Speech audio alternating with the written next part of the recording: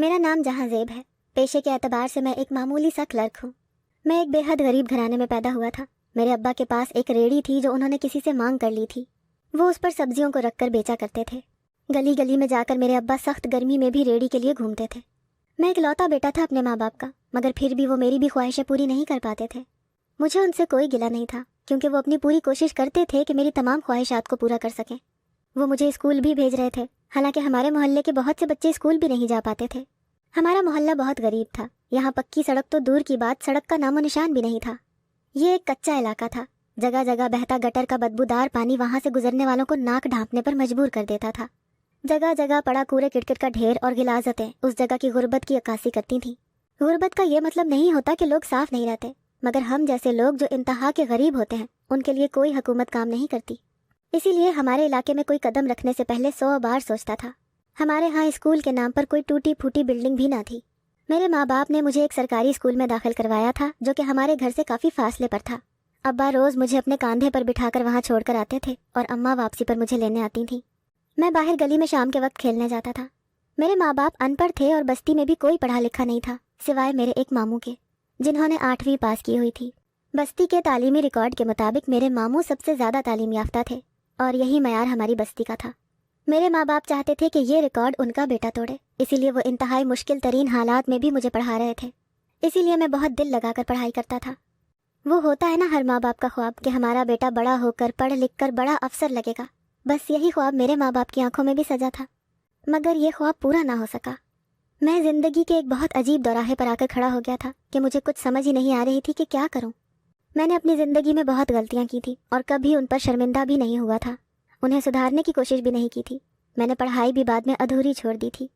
میں جب اسکول میں تھا تو مجھے میرے ماموں ہی پڑھاتے تھے۔ وہ کافی خرانٹ اور ہوشیار تھے اور انتہائی مطلبی بھی۔ ان کے گھر پڑھنے جانے کو میرا بالکل بھی دل نہیں کرتا تھا، مگر میری مجبوری تھی۔ اماں ابا چاہتے تھے کہ میں پڑھوں، مگر میں دل سے وہاں پڑھنے نہیں جاتا تھا کیونکہ ان کے گھر ہر وقت جھگڑے چلتے رہتے تھے۔ ماموں کی 3 بیٹیاں تھیں اور تینوں ہی ہر وقت اپنی ماں کے زیر اتاب رہتی تھیں۔ میری مامی بہت ہی غصے والی تھیں، غصہ ہر وقت ان کی ناک پر رہتا تھا اور وہ کسی کی بھی نہیں سنتی تھی۔ انہیں بس پیسے کا شوق تھا، لالچی تو وہ انتہا کی تھی اور اسی لالچ میں وہ بس اپنے مطلب کے لوگوں سے بات چیت رکھتی تھیں۔ انہیں میرا ماموں سے فری میں پڑھنا بالکل بھی پسند نہیں تھا اور وہ اس کا اظہار بھی کھلم کھلا کرتی تھی۔ ہر وقت ان کے گھر میں کسی نہ کسی بات کو لے کر زوردار بحث چل رہی ہوتی تھی۔ میری اماں کو بھی ان کی اس عادت کا پتہ تھا، مگر وہ بھی مجبور تھیں اور چپ تھیں، صرف اور صرف میرے لیے۔ ابا بھی میری وجہ سے ہی خاموش تھے کیونکہ مجھے ہوم ورک اور کوئی نہیں کروا سکتا تھا، اور مامی اسی ایک مجبوری کا فائدہ اٹھاتی تھیں۔ اکثر ہی سر باندھ کر لیٹ جاتی تھیں اور ہائے ہائے کرنے لگتی تھیں۔ اماں جب مجھے لینے آتی تو ماموں کے لیے ڈونگا بھر کر سالن کا بھی ساتھ ہی لے آتی تھی، کیونکہ انہیں پتا تھا کہ مامی نے ہرگز کھانا نہیں بنایا ہوتا جب وہ سر درد کا بہانہ بناتی تھی۔ میں جانتا تھا کہ وہ ماموں کے سامنے ڈرامہ کرتی ہیں، کیونکہ جب بھی ماموں آس پاس نہ ہوتے تو وہ مزے سے لیٹ جاتی اور جیسے ہی ماموں کو آتا دیکھتی تو پھر سے اپنا ڈرامہ سٹارٹ کر دیتی تھی۔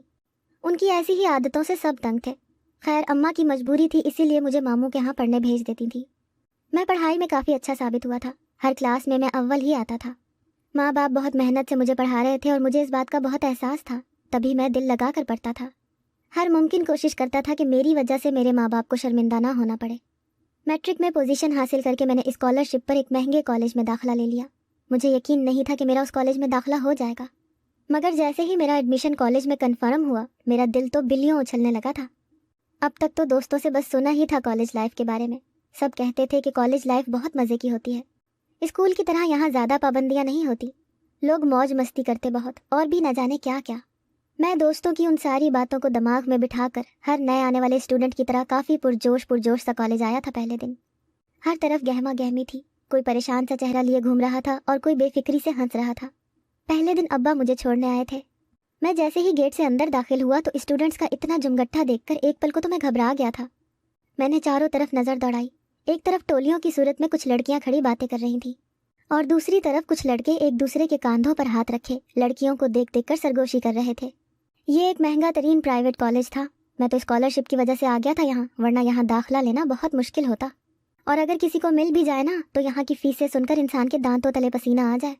یہاں شہر کے رئیس زادوں کی اولادیں پڑتی تھیں، یہ سب بہت ہی امیر گھرانوں سے تھے اور میں ان سب میں خود کو انفٹ محسوس کر رہا تھا۔ میرے خیال میں یہ جگہ میرے لیے موزوں نہیں تھی۔ میری ہچکچاہٹ اب بڑھنے لگی تھی اور اس سے پہلے کہ گھبراہٹ کے مارے میں اپنے قدم واپس موڑ لیتا، اسی وقت ایک لڑکا میرے پاس آ کر کھڑا ہو گیا اور بولا کہ کیا ہوا، نئے ہو تم؟ میں نے اس کی طرف دیکھے بنا جواب دیا، ہاں میں نیو ایڈمیشن ہوں۔ تو اس نے کہا، چہرے پر ہی لکھا ہے تمہارے۔ مجھے سمجھ نہیں آیا کہ وہ طنز کر رہا ہے یا ہمدردی۔ میں نے اس کے دیکھے بنا ہی دوبارہ اپنے قدم باہر کی طرف بڑھانے چاہے، تبھی اس نے نہ جانے کیسے مگر میرا ارادہ بھانپ لیا، اور اس سے پہلے کہ میں آگے بڑھتا اس نے میرا ہاتھ پکڑ کر مجھے روک دیا اور میرے کان کے قریب آ کر بولا کہ واپسی کا مت سوچنا، یہاں آنا بہت مشکل ہوتا ہے۔ اب کیا تم اتنی آسانی سے سب چھوڑ کر جانا چاہتے ہو؟ چلو آؤ تمہیں اپنے دوستوں سے ملواتا ہوں۔ وہ مجھے اپنے ساتھ گھسیٹ کر سامنے ڈپارٹمنٹ کی سیڑھیوں پر بیٹھے کچھ لڑکوں کے پاس لے گیا۔ جب لڑکوں نے اسے آتے دیکھا تو فوراً سے کھڑے ہو کر اسے جگہ دینے لگے۔ مجھے یہ دیکھ کر تھوڑا عجیب لگا۔ دراصل مجھے ابھی تک سمجھ نہیں آ رہی تھی کہ میں اس لڑکے کے ساتھ یہاں کھڑا کیا کر رہا ہوں اور یہ سب کیا ہو رہا ہے میرے ساتھ۔ میں تو خود کو بہت پر اعتماد سمجھتا تھا۔ اس لڑکے نے میرا ہاتھ کھینچ کر مجھے اپنے برابر میں بٹھایا اور بولا، میرا نام ریان ہے، یہ میرے دوست ہیں۔ اس نے سامنے بیٹھے 4 لڑکوں کی طرف اشارہ کرتے ہوئے کہا، ہمارا گروپ اس کالج کا سب سے مشہور گروپ ہے، کوئی ہمارے سامنے کچھ نہیں بولتا ہے، ہم تمہارے سینئرز ہیں، تمہیں کالج میں کوئی بھی مسئلہ ہو تو مجھ سے کہنا، کیونکہ اب سے تم ہمارے دوست ہو۔ اپنا نام تو بتاؤ، کب سے میں ہی بولے جا رہا ہوں۔ میں تو اس کی تیز تیز چلتی زبان سے خائف ہو رہا تھا۔ اس کے پوچھنے پر اسے اپنا نام بتایا۔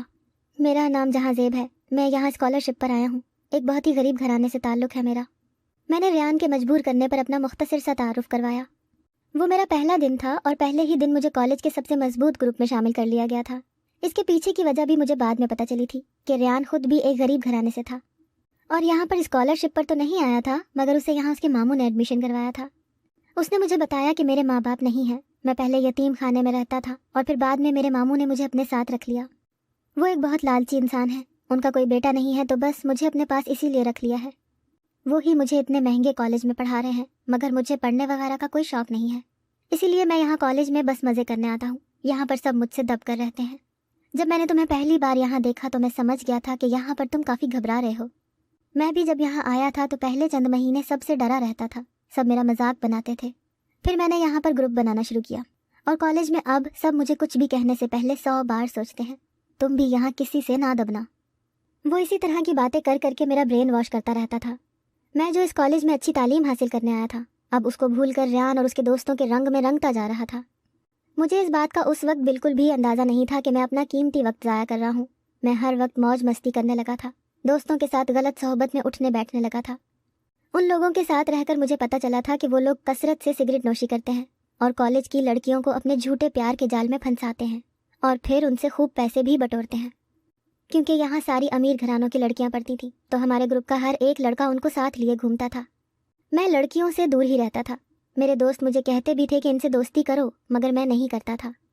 پتہ نہیں کیوں لڑکیوں کو دیکھ کر مجھے عجیب سی گھبراہٹ ہونے لگتی تھی۔ میں نے اپنی زندگی میں کبھی کسی لڑکی سے دوستی نہیں کی تھی، بلکہ میں ان سے دور ہی رہتا تھا۔ مگر ایک دن کالج میں نے ایک لڑکی کو دیکھا اور میں بس اسے دیکھتا ہی رہ گیا۔ وہ باقی لڑکیوں سے بہت الگ تھی اور بہت خاموش بھی۔ مجھے بعد میں پتہ چلا تھا کہ وہ ایک بہت امیر گھرانے سے ہے، مگر میں حیران تھا کہ اتنا پیسہ ہونے کے باوجود بھی وہ ایسے الگ تھلگ کیوں اداس سی بیٹھی تھی۔ مجھے کافی تعجب ہوا تھا۔ وہ کلاس کے بعد کینٹین کی پچھلی سائڈ پر بیٹھ جاتی تھی۔ مجھے محسوس ہوا کہ اس کی زیادہ دوستی بھی نہیں ہے۔ کئی دن اسے مسلسل دیکھنے کے بعد میں نے اس سے بات کرنے کا فیصلہ کیا۔ کلاس سے فری ہو کر میں اس کے پاس گیا اور بولا، تمہارا نام کیا ہے؟ مجھے اپنے قریب بیٹھا دیکھ کر وہ ایک دم سائڈ پر ہوئی، پھر بولی، میرا نام رابعہ ہے۔ میں نے کہا، میں جہاں زیب، تمہیں اتنے دن سے دیکھ رہا ہوں، تم یہاں گمسم سی بیٹھی رہتی ہو، کسی سے بات چیت بھی نہیں کرتی ہو، ایسا کیوں ہے؟ میرے سوال پر وہ چند لمحے میری طرف دیکھتی رہی اور پھر بولی، تم کیوں پوچھ رہے ہو یہ سب؟ میں نے کہا، ویسے ہی۔ اس نے کہا، مجھے کسی سے دوستی کرنے میں کوئی دلچسپی نہیں، اس لیے تم اپنا وقت ضائع مت کرو۔ اس کے صاف جواب پر بھی میں نے اپنی کوشش ترک نہ کی اور مسلسل کالج میں اس کا پیچھا کرتا رہا۔ پتہ نہیں وہ مجھے اتنی اچھی کیوں لگی تھی کہ میں اس سے بات کرنے کے لیے پاگل ہو رہا تھا۔ بالآخر میری اتنی کوششیں رنگ لائیں اور وہ مجھ سے بات کرنا شروع ہو گئی۔ وہ بہت کم بولتی تھی، بس میں ہی تھا جو بولتا رہتا اور وہ چپ چاپ سنتی رہتی تھی، بس میری ہر بات پر سر ہلا دیتی۔ کبھی کبھی اس کی اس خاموشی پر مجھے بہت غصہ بھی آتا تھا اور کبھی کبھی میں اس کو چپ چاپ دیکھے جاتا تھا۔ میری اس سے دن بدن بڑھتی دلچسپی میرے دوستوں سے پوشیدہ نہ رہ سکی۔ ان کو یوں لگ رہا تھا کہ میں بس اس سے فلرٹ کر رہا ہوں، مگر میں نے انہیں سختی سے منع کر دیا تھا کہ تم میں سے کوئی بھی اس پر غلط نظر نہیں رکھے گا۔ میری سنجیدگی دیکھ کر وہ حیران رہ گئے، کیونکہ ان کے نزدیک لڑکیوں سے دوستی صرف کچھ دنوں تک ہوتی ہے اور پھر ایک نئی لڑکی ڈھونڈ لی جاتی۔ وہ لوگ تو یہی کرتے تھے نا، مگر میں ایسا نہیں کر سکتا تھا۔ میں اسے پسند کرنے لگا تھا، مگر اسے یہ بات کہنے کی ہمت مجھ میں نہیں تھی۔ تبھی میں زیادہ سے زیادہ وقت اس کے ساتھ گزارنے لگا اب رابعہ خود بھی مجھ سے بات چیت کرتی تھی اور یہ میرے لیے کافی خوش آئند بات تھی۔ میرے ماں باپ کو لگتا تھا کہ میں بہت ہی دل فشانی سے اپنی تعلیم حاصل کر رہا ہوں، مگر ان کے خواب پہلی بار اس وقت چکنا چور ہوئے جب میرا پہلا رزلٹ آیا۔ میں بمشکل ہی پاس ہو پایا تھا۔ اس وقت پہلی بار ان کے چہرے پر میں نے مایوسی پھیلے دیکھی تھی اور مجھے یہ دیکھ کر شدید افسوس بھی ہوا تھا۔ میں نے خود سے ارادہ کیا کہ اب سے میں پڑھوں گا، مگر جب بھی میں کالج جاتا تھا تو میرا سارا وقت رابعہ کے ساتھ ہی گزر جاتا تھا اور گھر پر بھی میں اسی سے میسیجز پر باتیں کرنے میں لگا رہتا۔ میں چاہ کر بھی اپنی پڑھائی پر توجہ نہیں دے پا رہا تھا۔ میرے دوست اکثر میرا مذاق اڑاتے تھے کہ کہاں میں لڑکیوں کے نام سے بھی بھاگتا تھا اور کہاں اب میں رابعہ کے ہی آس پاس زیادہ تر پایا جاتا تھا۔ میری غلط صحبت کا اندازہ میرے والدین کو بہت جلد ہو گیا تھا۔ انہوں نے مجھے اپنے پاس بٹھا کر سمجھایا کہ یہ سب نہ کرو، ایسے دوستوں سے ملنا جلنا چھوڑ دو، مگر میں یہ نہ کر سکا۔ آہستہ آہستہ مجھے سگریٹ وغیرہ کی عادت بھی لگتی چلی گئی۔ رابعہ نے مجھے اس سے منع کیا مگر میں اس سے چھپ کر پینے لگا۔ گزرتے سالوں کے ساتھ میرے اور رابعہ کے بیچ رشتہ کافی مضبوط ہوتا چلا گیا اور ایک دن میں نے اسے شادی کے لیے پروپوز کر دیا۔ اس نے مجھ سے شادی کی حامی بھر لی، مگر ہم دونوں ہی جانتے تھے کہ اس کے ماں باپ کبھی اس رشتے کے لیے نہیں مانیں گے۔ وہ کبھی اپنی بیٹی کا رشتہ کسی ایسے لڑکے سے ہرگز نہیں کر سکتے تھے جو ایک نہایت غریب گھرانے سے ہو اور اسکالرشپ پر پڑھ رہا ہو۔ میں نے بہت سوچ بچار کیا اور پھر ایک دن میں نے اس سے چھپ کر شادی کرنے کا فیصلہ کیا۔ میں نے جب یہ آپشن اس کے سامنے رکھا تو پہلے تو وہ منع کر گئی، مگر پھر کچھ دن بعد وہ راضی ہو گئی۔ ہم دونوں نے چھپ کر ایک دن شادی کر لی۔ اس شادی کا سارا انتظام ریان نے کیا تھا۔ میرے دوستوں وغیرہ کے علاوہ اور کوئی نہیں جانتا تھا کہ میری رابعہ سے شادی ہوئی ہے۔ ہم دونوں چھپ کر ملا کرتے تھے۔ ریان کے ماموں کا ایک فلیٹ خالی تھا، ہم وہیں ملتے تھے۔ میں نے اپنے گھر میں بھی کسی کو اپنی شادی کا نہیں بتایا تھا۔ ایک دن اچانک ایک حادثے میں نے اپنے ماں باپ کو کھو دیا۔ ماں باپ کو کھو دینے کا غم بہت بڑا تھا، مگر پھر جیسے تیسے کر کے میں نے خود کو سنبھالنا شروع کیا۔ رابعہ نے میرا اس سب میں بہت ساتھ دیا تھا۔ دن یوں ہی گزرتے چلے گئے۔ میں اپنی پڑھائی پر توجہ بالکل بھی نہیں دے رہا تھا۔ تبھی مجھے اسکالرشپ ملنا بند ہو گئی اور مجھے کالج چھوڑنا پڑا۔ انہی دنوں رابعہ نے مجھے بتایا کہ وہ اب حاملہ ہے۔ اس کی بات سن کر ایک پل کو تو میں بہت خوش ہوا، مگر پھر اس کے باپ کے بارے میں سوچ کر میری ساری خوشی جھاگ کی مانند بیٹھ گئی۔ مجھے ڈر تھا کہ کہیں اس کے باپ کو اس بات کی بھنک نہ لگ جائے کہ میں نے ہی رابعہ سے شادی کی ہے۔ اب جب کہ رابعہ امید سے بھی تھی تو میرا یہ ڈر مزید بڑھ رہا تھا۔ انہی دنوں میں نے ریان سے رابطہ کر کے اسے ساری بات بتائی تو اس نے کہا کہ اگر اپنی جان بچانا چاہتا ہے تو تو یہاں سے چلا جا، اگر تو کہے تو میں تیرا دبئی جانے کا بندوبست کروا دوں۔ اس کی بات پر میں نے اسے کہا کہ کیا یہ ممکن ہے، اور اگر میں چلا گیا تو رابعہ کا کیا ہوگا؟ تو اس نے کہا کہ ہاں یہ بالکل ممکن ہے، اور تو رابعہ کے بارے میں نہ سوچ، وہ بہت امیر لڑکی ہے، تیرے ساتھ جا کر دبئی میں مزدور کی بیوی بن کر نہیں رہ پائے گی۔ یہاں پر اس کے پاس اس کے باپ کا پیسہ ہے، سب کچھ ہے، عیش و عشرت ہے، وہ کیوں کر تیرے پاس آئے گی اور تیرے ساتھ مصیبتیں سہے گی؟ تو اسے یہ عیش و عشرت و آرام نہیں دے پائے گا، اسی لیے زیادہ نہ سوچ، اپنے کاغذات مجھے لا کر دے، میں تیرے جانے کا بندوبست کروا دیتا ہوں۔ وہ میرا برین واش کر رہا تھا اور میں اس کی باتوں میں آ کر رابعہ سے بدگمان ہو گیا۔ میں نے سوچا کہ وہ ٹھیک ہی تو کہہ رہا ہے کہ وہ اتنے ناز و نیم میں پلی بڑی ہے، اور اب میں اسے اپنے ساتھ ایک پرمشقت زندگی میں نہیں گھسیٹ سکتا، وہ میرے ساتھ گزارا نہیں کر پائے گی۔ تبھی بہت سوچ سمجھ کر میں نے ایک فیصلہ کیا اور اپنے کاغذات چپکے سے ریان کو لا کر دے دیے۔ ریان نے بالا ہی بالا میرے جانے کا سارا بندوبست کروا دیا تھا۔ میں نے اس بات کو رابعہ سے چھپا کر رکھا تھا، اور جس دن جا رہا تھا اس دن بھی اسے کچھ نہیں بتایا، بس چپ چاپ ایک رکا چھوڑ کر چلا آیا۔ جاتے ہوئے میرا دل عجیب سی حالت میں مبتلا ہو رہا تھا، سمجھ نہیں آ رہی تھی کہ کیا کروں۔ رابعہ کو چھوڑ کر جانا بہت مشکل ثابت ہو رہا تھا، مگر خیر میں اس مرحلے سے بھی گزر ہی گیا۔ میں نے پیچھے اپنے رابطے کا کوئی ذریعہ نہیں چھوڑا تھا، یہ بھی ریان کی ہی ہدایت تھی۔ اس کا کہنا تھا کہ اگر تم نے پیچھے رابطے کا کوئی ذریعہ چھوڑ دیا تو یہ بات تمہارے لیے خطرہ بھی بن سکتی ہے۔ میں نے اسی لیے اس کی بات مان لی تھی، مگر مجھے رابعہ کو یوں چھوڑ کر آنا بالکل اچھا نہیں لگ رہا تھا۔ دبئی کی سرزمین پر جب میں نے قدم رکھے تو ایک پل کو تو میں حیران ہو کر رہ گیا، کیونکہ دبئی بہت ہی ایڈوانس تھا۔ مجھے شروع کے کچھ دن بہت مشکل ہوئے تھے وہاں ایڈجسٹ ہونے میں۔ میں تھکا ہارا جب کام سے گھر آتا تو رات کو بستر پر لیٹتے ہی رابعہ کا چہرہ میرے سامنے آ جاتا تھا۔ بہت بار تو دل کیا کہ اسے فون کر لوں ایک، مگر پھر ریان کی باتیں یاد کر کے چپ ہو کر رہ گیا۔ دن اسی طرح گزرتے چلے جا رہے تھے۔ مجھے یہاں ایک معمولی سی کلرک کی جاب ہی ملی تھی، کیونکہ نہ تو میرے پاس کسی کام کا تجربہ تھا نہ ہی کوئی ڈگری تھی۔ میں یہاں پر ایک فلیٹ میں کچھ لڑکوں کے ساتھ رہ رہا تھا۔ ابھی تو میں اکیلا ہی تھا تو میرے اتنے خرچے نہیں تھے۔ وقت جیسے جیسے گزرتا جا رہا تھا میں بھی یہاں کی رنگینیوں میں کھونے لگا تھا۔ ریان سے میں مسلسل رابطے میں تھا اور اسی سے خبر ملتی تھی کہ رابعہ ٹھیک ہے، مگر میں جانتا تھا کہ اگر اس کا باپ میرے بارے میں جان گیا تو ہرگز نہیں چھوڑے گا مجھے۔ بس ریان ہی اس کی خیریت بتاتا تھا اور پھر اگلے کئی دن میرے اسی کو سوچتے ہوئے گزر جاتے تھے۔ کام میں بھی دل نہیں لگتا تھا۔ مجھے 1 سال ہو گیا تھا یہاں نوکری کرتے ہوئے. اب میں تھوڑی سی ترقی کر چکا تھا. میں نے کچھ سال گزرنے کے بعد وہیں ایک لڑکی سے شادی کر لی. مجھے رابعہ اب بھی بہت یاد آتی تھی، مگر میں اس سے اب کوئی رابطہ نہیں کر سکتا تھا. شروع کے سال کافی اچھے گزرے. میرے گھر اولاد ہوئی. میری بیوی بہت ضد کر رہی تھی کچھ دن سے کہ ایک ملازمہ رکھ لیتے ہیں، مگر پہلے میں نہیں مانا، مگر پھر اس کے بار بار مجبور کرنے پر میں نے حامی بھر لی. وہ اگلے ہی دن ایک ملازمہ کو لے آئی. میری بیوی ہر وقت ملازمہ کے شوہر کی میرے سامنے برائیاں کرتی رہتی، اس کے ظلم و ستم کی داستانیں سناتی. اس کی باتوں سے مجھے بھی اس ملازمہ سے ہمدردی ہونے لگی تھی. ایک دن وہ ملازمہ اپنے ساتھ اپنا بچہ بھی لے کر آئی، جسے دیکھتے ہی میں چونک گیا. میں نے اپنا شک دور کرنے کے لیے ملازمہ کے چہرے سے نقاب ہٹا کر دیکھا تو میرے تو ہوش ہی اڑ گئے، کیونکہ میرے سامنے ملازمہ کے بھیس میں کوئی اور نہیں، رابعہ کھڑی تھی. اس کے چہرے پر 4 جگہ نیل کے نشان پڑے تھے. وہ بہت کمزور لگ رہی تھی. میں چند پل تو ساکت سا اسے دیکھے گیا.